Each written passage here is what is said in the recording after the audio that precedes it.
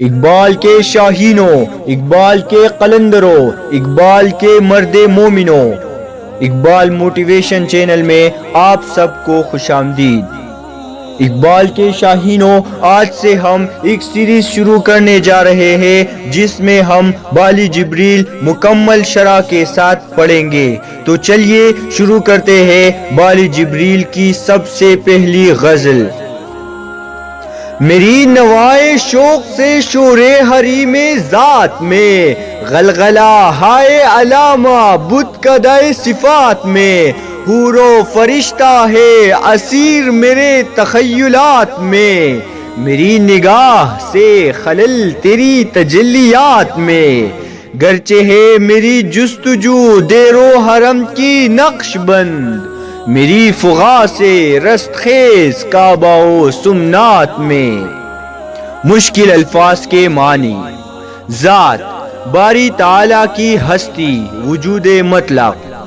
نقش بند، نقش باندھنے والا، نقشے بنانے والا نقاش۔ صفات، باری تعالیٰ کی وہ صفتیں جن کی وجہ سے انسانوں میں ذات کا صحیح تصور پیدا ہوتا ہے۔ رست خیز، قیامت۔ تشریح۔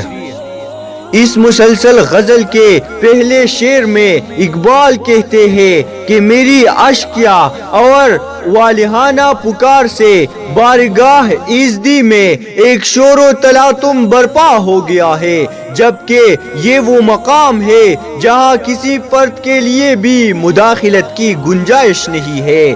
شاعر کو ذات خداوندی سے ایسا والہانہ عشق ہے کہ وہ اس کی صفات کو بھی ایک بت کدے کی مانند اپنی وارفتگی کی راہ میں حائل سمجھتا ہے۔ چنانچہ وہ سمجھتا ہے کہ میری یہی والہانہ صدا اس بت کدے صفات کو بھی متلاطم کر گئی۔ عملاً یہ شعر بڑا وسیع المعنی ہے جس کی تفہیم کے لیے عشق حقیقی کی ایک رمق ہی میسر آ جائے تو غنیمت ہے۔ دوسرا شعر بھی یوں پہلے شعر کا تسلسل ٹھہرتا ہے کہ میری والہانہ صدا جب حریم ذات میں تلاطم پیدا کر سکتی ہے تو حور اور فرشتے لاکھ غیر مادی سہی، پھر بھی وہ میرے تخیل کے اسیر ہے۔ میں ان کی اصلیت کا مکمل ادراک کر سکتا ہوں۔ میری بے باک نگاہی نے تیری تجلیوں میں بھی خلل پیدا کر کے رکھ دیا ہے۔